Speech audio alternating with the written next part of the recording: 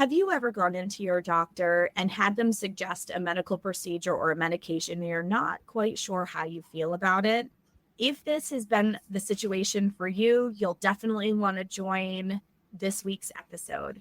I am interviewing and had the privilege of sitting down with author Susan Salenger, who is the author of Sidelined, and she will talk to us about getting a second opinion and the importance of trusting your body intuition as we also talk about the aging process. Join us this week as we look at trusting your body's wisdom because it knows what's up. Hi, I'm Adrienne Irizarry. I'm an Eastern medicine practitioner who is passionate about women's health and helping women live their best lives. My goal is to put you in the driver's seat of your menstrual health, offering period solutions for a symptom-free life. Statements made in this program are for educational purposes only and not intended as a substitution for medical consultation or advice. We do not claim to diagnose, treat, or cure any diseases. This podcast is inclusive and welcomes all gender identities. The focus of the program is on biological function, and we will use the term women throughout, but it is referencing physiological and social challenges for biology, not identity. Come as you are, I am happy you're here and welcome all performances of identity. I hope you find something helpful in this show.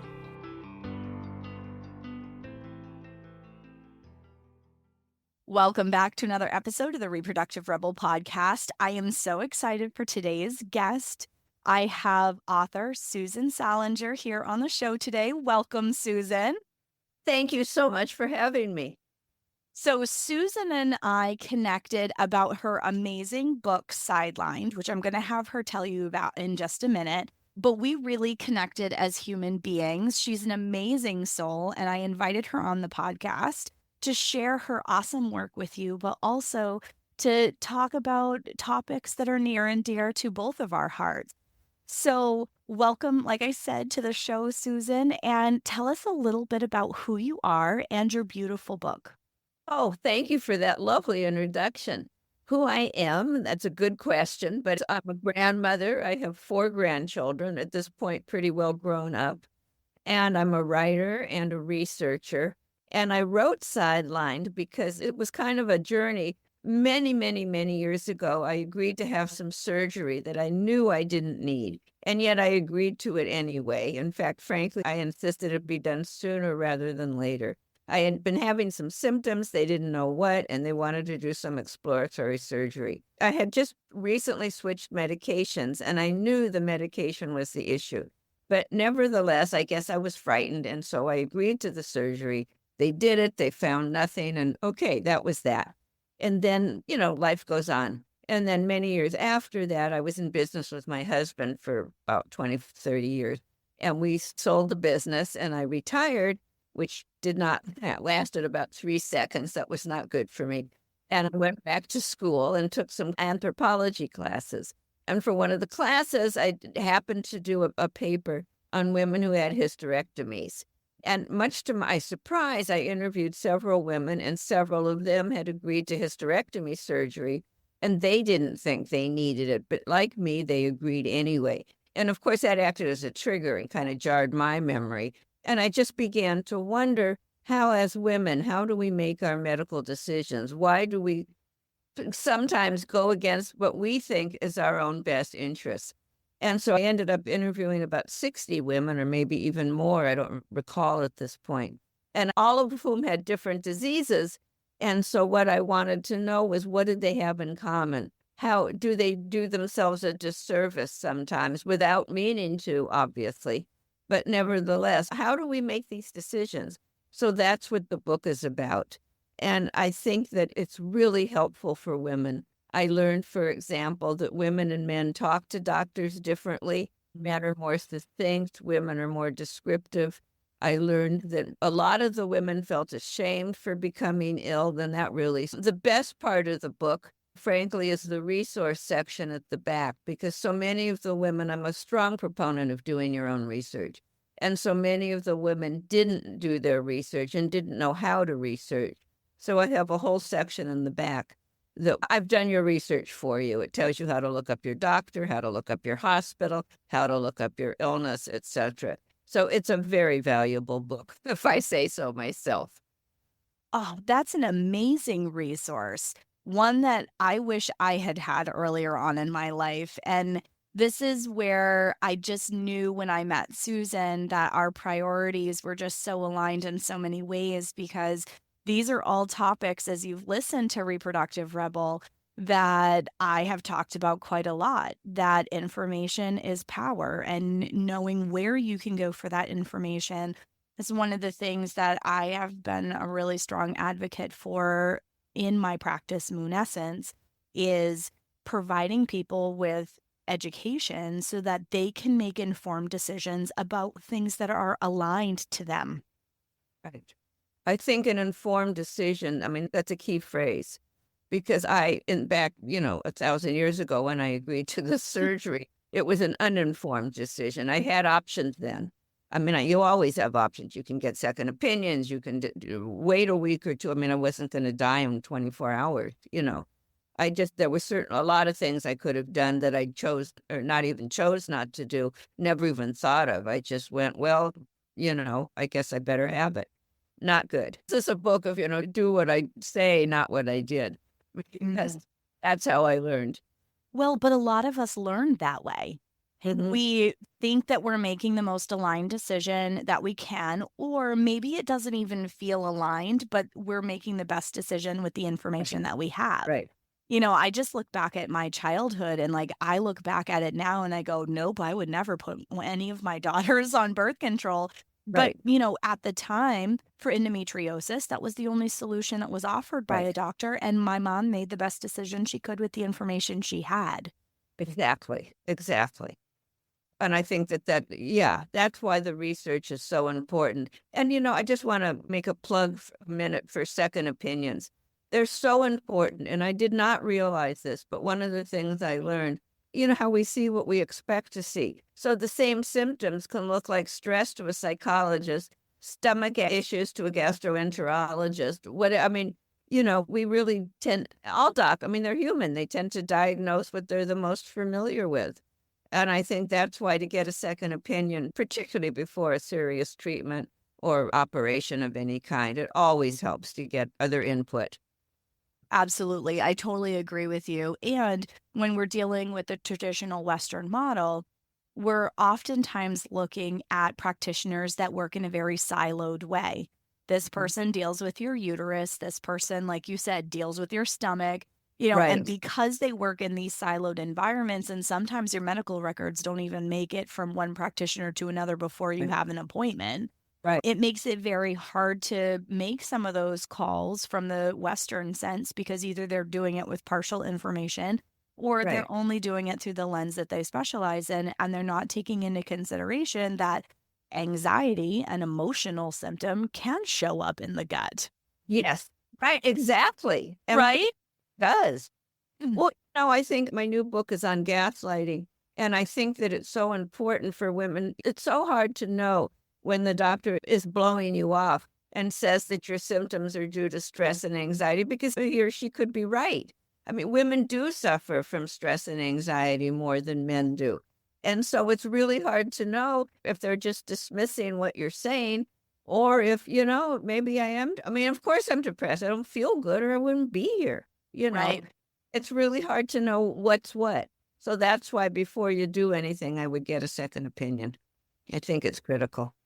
I agree with you completely. I want to actually go back to one of the things that you said that you found really interesting in your research about shame and guilt around being sick. I actually see that in my practice a lot. And so Really? yes, I do. And I'm really interested in hearing your findings that you presented in the book. That was the most surprising thing to me because I don't feel ashamed when I'm sick. I get angry. I get pissed off. But I really do. But I don't get ashamed. But so many of the women, let me see how I'd say this. So many of the women blamed their illness on stress and that they couldn't manage their stress. And it didn't matter whether their illness was breast cancer or a rash from nerves. I mean, whatever. The particular disease was irrelevant to this overall overriding emotion of I should have managed my stress better. It's my fault. And what they felt was that their illness was a public signal to the world that, look, I can't manage my life. That's why I'm sick. So what that did, they were embarrassed and they didn't want people to know that they couldn't manage their lives. So several of them never even talked to anybody about their illness other than their doctor when they finally went. It was fascinating to me. And I think that it's so important. I didn't know this either until I researched, but there's about 40 or 50,000 diseases out there.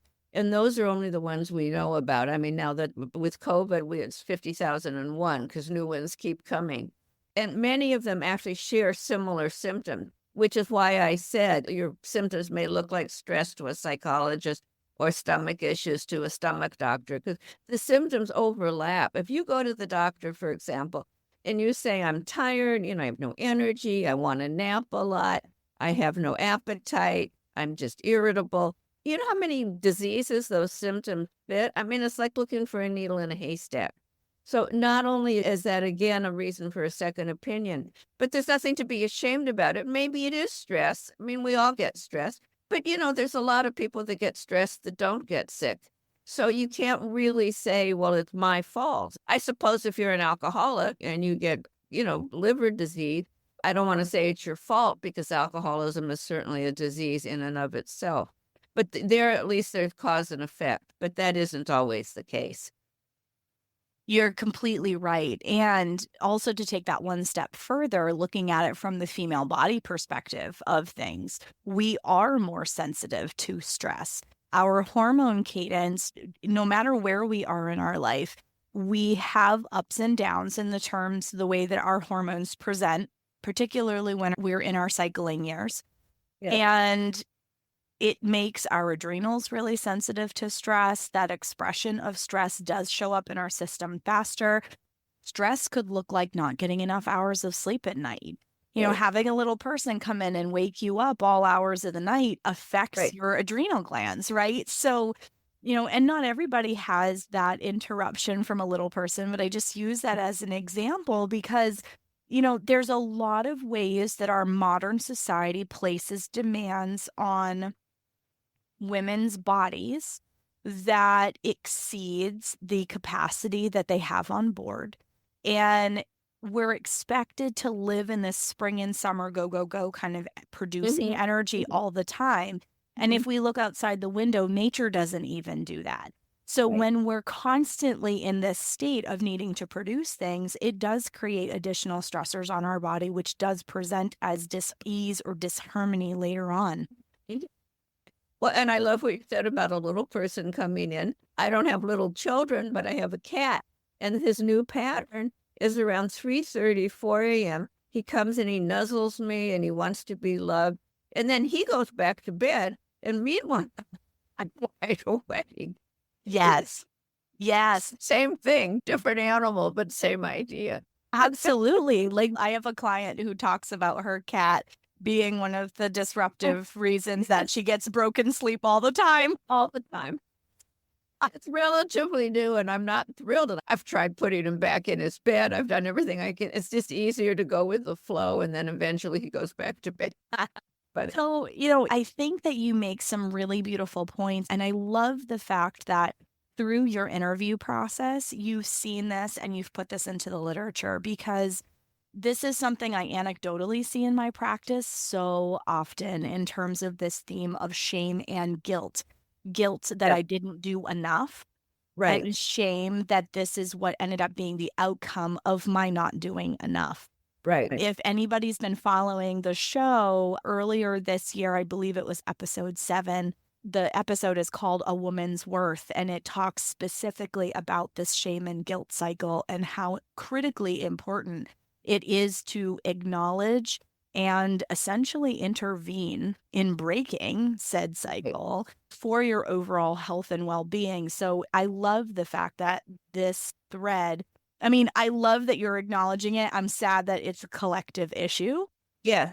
Yes. But that's exactly what this show is all about, is raising awareness around some of these issues that we don't talk nearly enough about.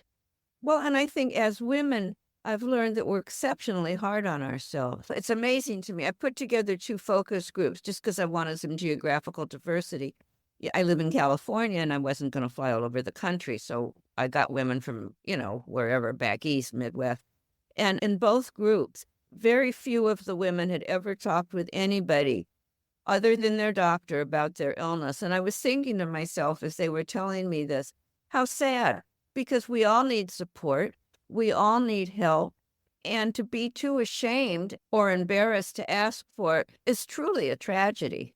I'm not that way. I mean, ask me how I am, and I wonder how much time you have to really look it. But I was amazed. I really was. And as I said, it didn't matter what disease they had. It was the general feeling of it's my fault.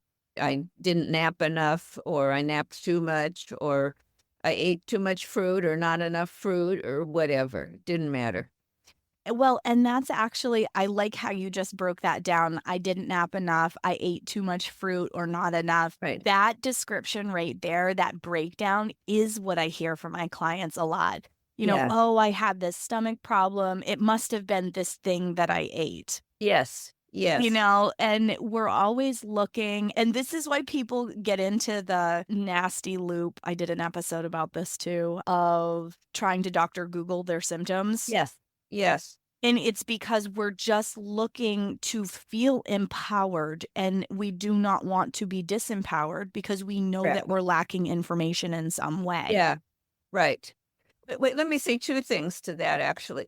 Number one, I think, and I mentioned this lightly before, it's really important to recognize just how random illness is. I mean, look how many people got COVID, and look how many people didn't. And look how many smokers get lung cancer, and look how many smokers don't get lung cancer. So there isn't always a direct correlation. I want to really make that point. And secondly, don't Dr. Google, please, or Dr. Google if you want, but read it with some insight. Go to the resources in the back. Here, I won't even sell my book. Go to the mayoclinic.org. They're totally reliable. They have a wonderful website. They're totally accurate. You'll get an overview of your illness. They'll tell you about the diagnosis process, everything. Because Dr. Google is full of misinformation. And don't like Mayo Clinic, try Cleveland Clinic. There's just a whole bunch of websites that are genuinely almost 100% reliable. And I think that it's really important to pick the right ones. And it isn't easy. It really isn't. No, it isn't. And in a time where there is so much information that's readily and quickly available at our fingertips, it Right. is hard to be discerning about where you can get accurate information. And I'm going to plug your book, Susan. Thank you. So Sidelined is the book that Susan wrote, and she has an amazing reference in that book in terms of places that you can go for well-referenced, well-researched information so that you can get information from trusted sources. It's called Sidelined: How Women Can Navigate a Broken Healthcare System. And I think while we're still on the subject for a minute of information, the trouble with information and the trouble with misinformation is they're both equally frequently well written, and it's really hard to know which is which. So I just wanted to throw that in there. I think that's an absolutely excellent point. And I knew that you were just meant to be on this show, Susan. So I feel like I could talk about this topic for an entire episode, but I also wanted to touch upon like one of the connecting points that when Susan and I were doing our screening call to see like if this was going to be a good fit for both of us, she actually referenced it a little earlier in what she said about the fact that when she gets sick, she gets mad about it. Totally a woman after my own heart because I feel the same way. But in our conversation, we were talking about her upcoming project that she's currently working on about women being gaslit in the medical model, which I think is super important. And when that book comes out, I would love to have you back, Susan, We'll talk because about it. Sure. gaslighting is a huge topic Yes. that I see a lot in my practice. And I've also personally experienced. So I would love to do an episode about just that in and of itself when you have Sure. all of your data together.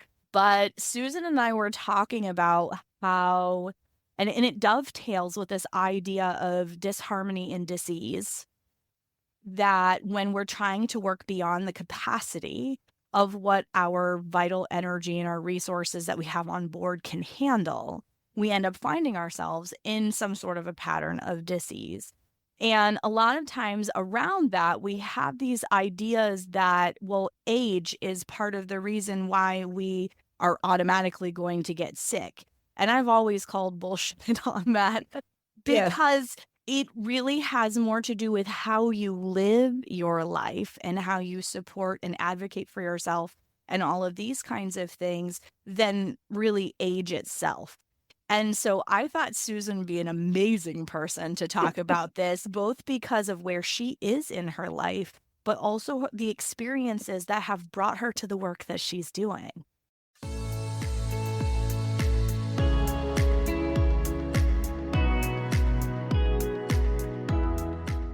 I'm going to pause this incredible episode to share an opportunity for you to join me as a reproductive rebel. As you know, I'm a holistic women's health practitioner who practices with a focus in East Asian medicine. I truly am one of a kind in the way that I practice, and that is a part of what makes me a rebel. I am here to disrupt a healthcare model for women and provide natural and effective solutions for all phases in a woman's life. Do you feel called to make a difference in women's health? Whether you are already a practitioner working in this space, wishing to add to your toolkit, or you are just a passionate rebel with a calling to make a difference for others, as I was at the start of my career in this field, the Holistic Women's Health Practitioner Program is open for enrollment. I am looking for passionate, committed, and heart centered people who desire to make a difference in the women's health space and desire to make it a place where women feel seen and heard, where their needs and concerns aren't gaslit, but really taken seriously and met with compassion and education to help them reach their goals. Does this sound like you? If so, please check out the program link in the show notes and schedule a one-on-one talk with me or join a free information session. Or if you know that without a doubt this is where you want to go, enroll and get started today. Together, we will make a difference for the future of women's healthcare. I can't wait for you to join me. I have never met anyone as charismatic and downright passionate about women's health as Adrienne Irizarry is. Not only is it just a delight to be in her presence as a friend, but as a student, her passion for her work, it comes through so prominently, and it helps ignite the excitement that lives inside of me as her student. We literally laugh, we cry, we share, we support. The knowledge is endless, and the infinite capacity of her being for this work and teaching and mentoring is just astounding. It's so beautiful. I can't think of a better instructor to be working with this topic. We are powerful. Women hold the most beautiful power within their beings. And Adrienne is the perfect example of she. She is the epitome of woman. And now, back to the show.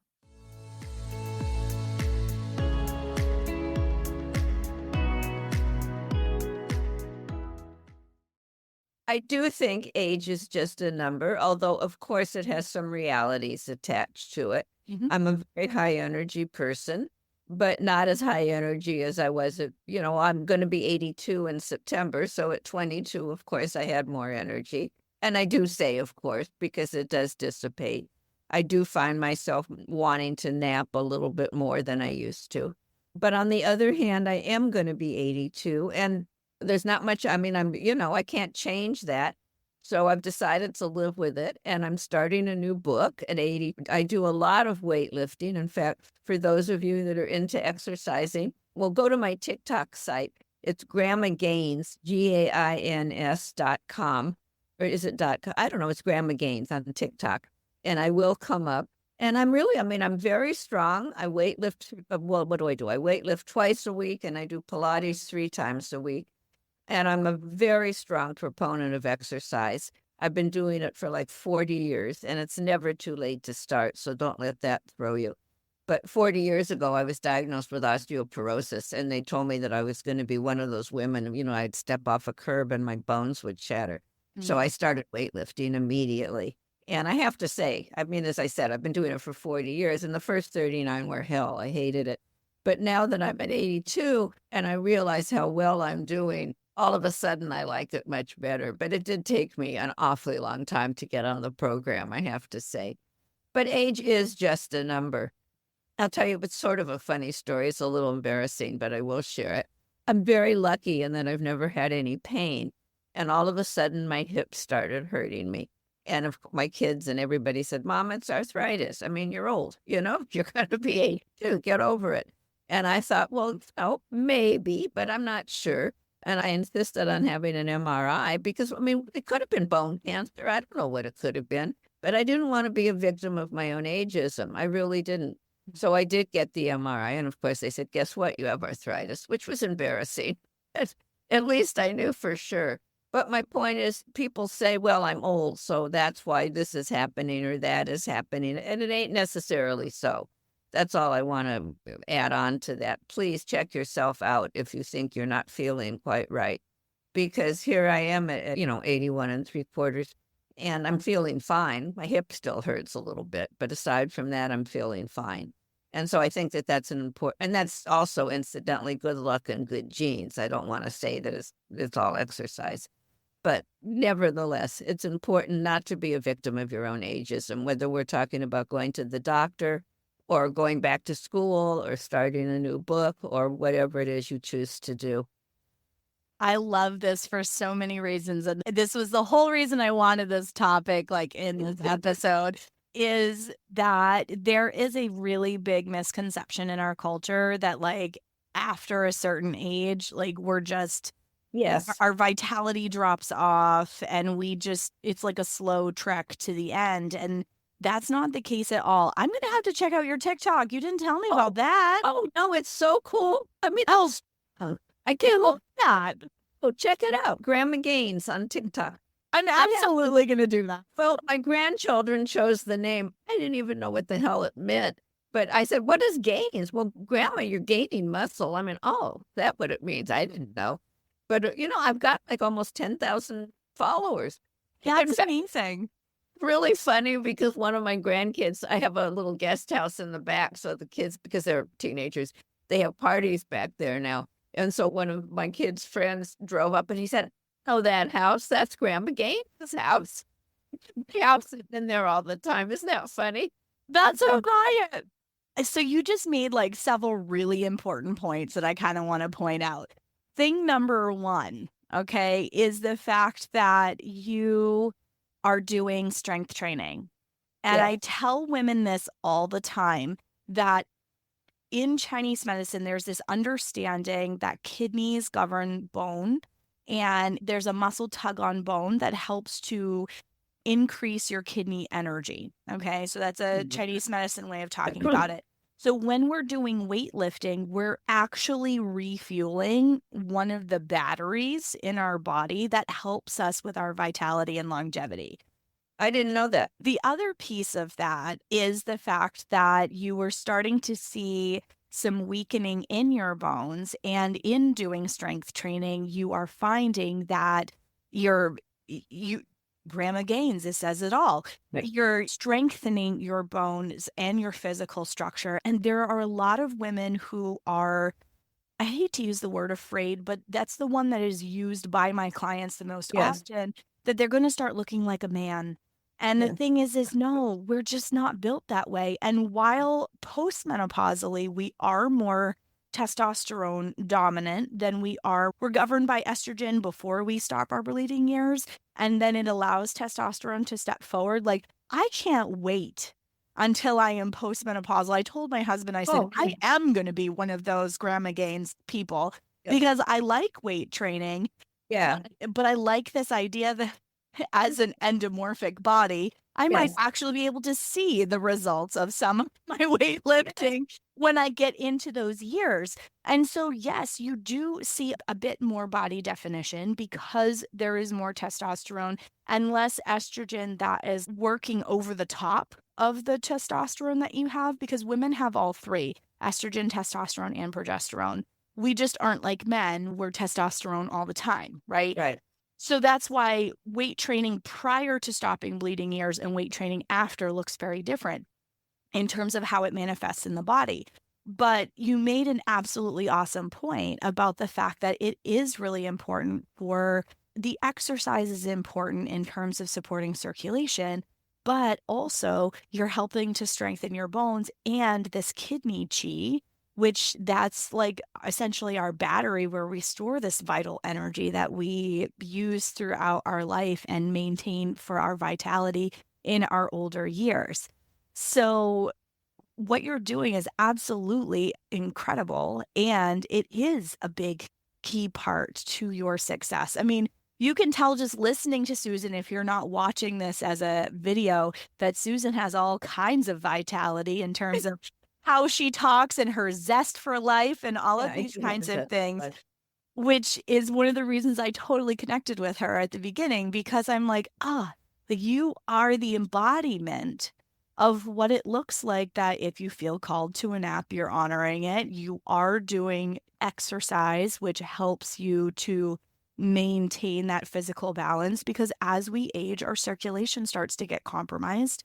Yes. And according to Chinese medicine, phlegm and blood stasis are two reasons that we start to have some of the stereotypical aging symptoms and pain and other kinds of disease that can show up in the body. And by doing this kind of exercise on such a regular basis and having it be such a part of your life, it's helping you maintain your vitality and your youthfulness. It really does do that. And I just wanted to address those women that are afraid of becoming too muscular. Unfortunately, and here I exercise, excuse me, what did I say, 4 times a week. And I have very little muscle definition. I just have a lot of fat on my body. I'm not overweight. I mean, I weigh 103 pounds, but my muscles just aren't defined. I'd kill to have more definition, but I don't. And that those women that I think you can see on TikTok, and there's several of them, they are incredibly well defined, but they really lift and they really work out. I mean, we're talking lifting 200 pounds or 150, and I mean, come on, who can do that?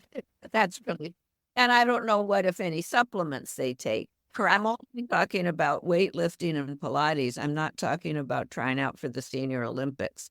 I mean, it's a different kind of thing. The one thing that I do notice about aging is things can go in one brain cell and right out the other. It's the damnedest thing. I don't know how that happens. But the other thing about strength training and Pilates, just moving, is it really makes you feel good about yourself. And I don't care how old you are. I feel good about my body. I mean, it moves and it does, and it lifts and it bends and it stretches. And that is a real benefit, particularly at this age. You don't think about it as much when you're 40, but trust me, when you're 80, you'll be really proud of yourself. And I do feel that. I really do. That's perfect. My statement actually dovetails really beautifully with what you were going to say about movement and mobility and moving and bending and all of these kinds of things. There was a Netflix series, it was a short series called Blue Zones. And one of the things that they were finding is people who were moving and bending and squatting and things like this, they were the people who were living into their late 90s, 100, right? Because they were maintaining this kind of flexibility. And you made an excellent point about the fact that you're not powerlifting, you are weight training. And I think that is also a really good point to make too, because in American culture, we tend to think we have to go hard or go home. Everything is to an extreme. Everything has to be super heavy, really regimented, that kind of thing. And a lot of times there's a lot of supplements behind it. So that was a really excellent point as well. But what we're talking about in terms of maintaining your vitality and longevity, is that you are exercising to energize. I tell my clients this all the time.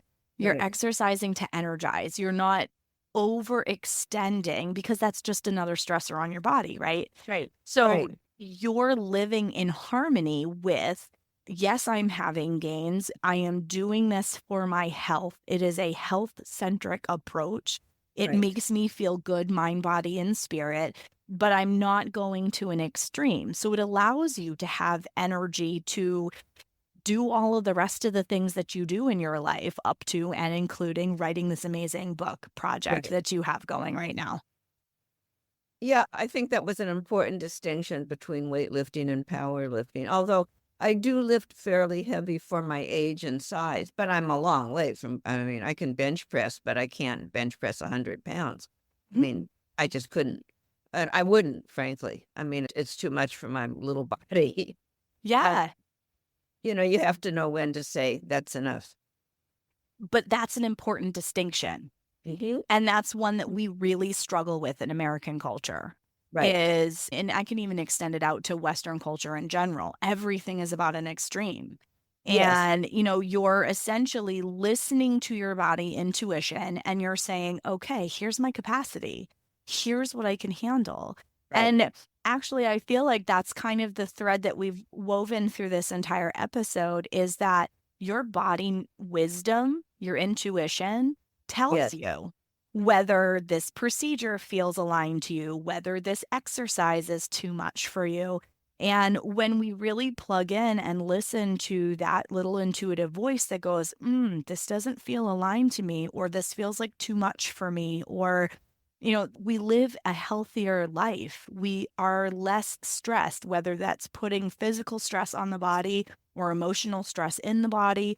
We're able to work within the capacity of what our body has to hold us with in that time frame.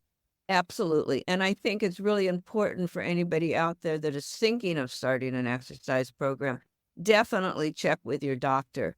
And I say that as it happens, I have a leaky heart valve. I've had it for 40 or 30 years, and I have zero symptoms. But because of the leaky heart valve, I'm not, for example, the doctor said, don't lift over half your weight. So I do bench press 50 pounds, not 25 and 25. I don't know what to call that. But I won't go over that because of my heart. He said, don't deadlift. So I don't, so I do have restrictions because of the heart valve that if I hadn't gone to the doctor, I would have been totally unaware of. Yep. So I think that's a really important caveat. Yes.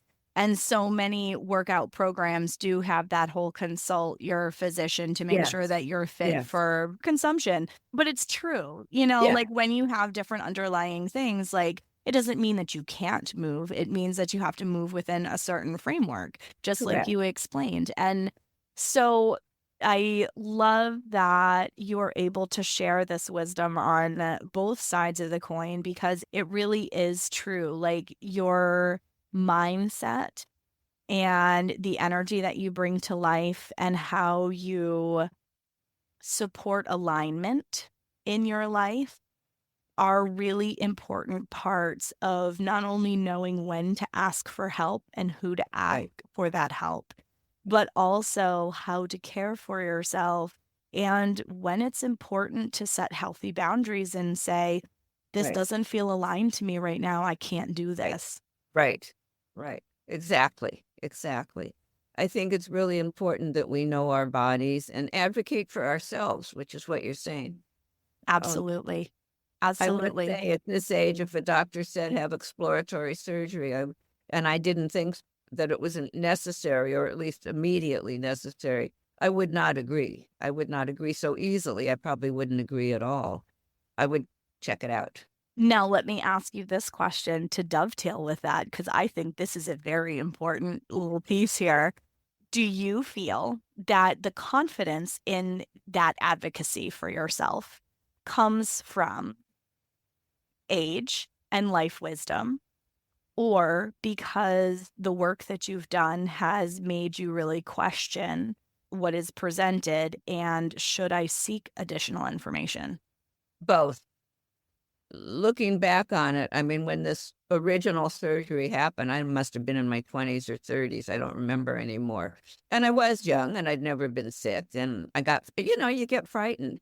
But now that I've done the research and I realize how difficult it is for a doctor to make an accurate diagnosis, and I don't care if it's Eastern, Western, whatever.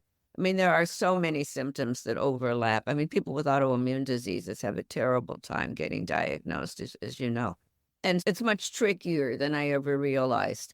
And so I think it's a combination of, age, wisdom, living life, and doing all the research I've done. I mean, I didn't know that women felt ashamed. I had no idea. And I didn't know that women talk differently to doctors from men, etc. I mean, there's so much I didn't know. So all of that put together, now I consider myself, I must be a real pain in the neck for the doctor because they ask questions and, I don't accept anything unless I fully understand it. I guess it's a long answer to your question, but I'll say both. Life experience and professional work. How's that? I love that. And I think that it's important. You know what? Be a pain in the neck. I'm going to advocate that everybody listening to this be a pain in the neck because this is your body. Exactly. And you are making decisions about what feels good for your body, what feels aligned. And if there are any question marks in the information that you've been given, you are totally within your rights to figure out the answers to those questions to the best of your ability before you go and have something that is a little more permanent done. Right. I mean, imagine having a hysterectomy, not thinking you needed it and having it anyway. That's irrevocable. And I have had lots of clients in that category. And then they are like, oh, I didn't know I was going to have like hot flashes and night sweats and my hair was going to fall out. And nobody told me any of this stuff. Right. That's what research. Go to the Mayo Clinic, look up hysterectomy. Seriously. You don't want to have surprises are only good at Christmas and on your birthday. Medical surprises are not great for you. I completely agree. Well, I have absolutely loved our time together, Susan. You are such a joy to talk with, and I could talk with you for hours. I want to close the episode by asking you to share where people can find your book. And if they want to get in touch with you, maybe talk a little bit about the upcoming project that you have in case one of our listeners can help you with some of the data that you're looking for. That would be fabulous. Yeah. Just to go to the new project for a minute, I'm desperately trying to find women who have autoimmune diseases and who are living with chronic pain. So anybody that would love to be interviewed or would like to hear about how I work and to be interviewed, please let me know. My email address is S as in Susan, C as in cat, and Salenger is SALENGER @yahoo.com. And maybe, Adrian, you could put that in the show notes so people could find me. Absolutely. The book number 1 is called Sidelined: How Women Can Navigate a Broken Healthcare System, and it's on Amazon and any bookstore. I don't know if they'll have it, but they certainly can order it for you. So feel free. And the new one has a tentative title of No, It's Not in Your Head, Gaslighting, women gaslighting in the medical community. But that's just a working title. It'll be a year or two before that's out yet. I'm still writing it, and it takes a year to get published. So, but Amazon has my book. So beautiful. All right. Well, I will absolutely include that information in the show notes. Thank you so much, Susan, for sharing your time, your talent, and expertise with us today. We're so grateful to have you. You are such a shining light, and I'm so grateful that our paths crossed, my friend. Everything that you need to get in touch with Susan about her project and also to get a copy of her really great reference is all going to be included in the show notes. And as always, check us out on the free Reproductive Rebel listeners Facebook group. Be part of the conversation. Let us know what you think about this episode. And until next time, have a wonderful day. Thank you for joining me for another episode of Reproductive Rebel. Reproductive Rebel is recorded by certified peri-steam hydrotherapist and acutonics practitioner, herbalist, and Chinese nutritional therapist Adrian Irizarry of Moon Essence LLC. If you are interested in setting up an appointment for one-on-one support, ordering from our store, or checking out our course offerings, visit our website at moonessence.life. Be sure to subscribe to our newsletter and get insider information on upcoming events and offerings. Join the conversation. Like and follow us at MoonEssenceMe on Instagram, Facebook, or LinkedIn. Your voices make this program possible. Thank you all for your continued support.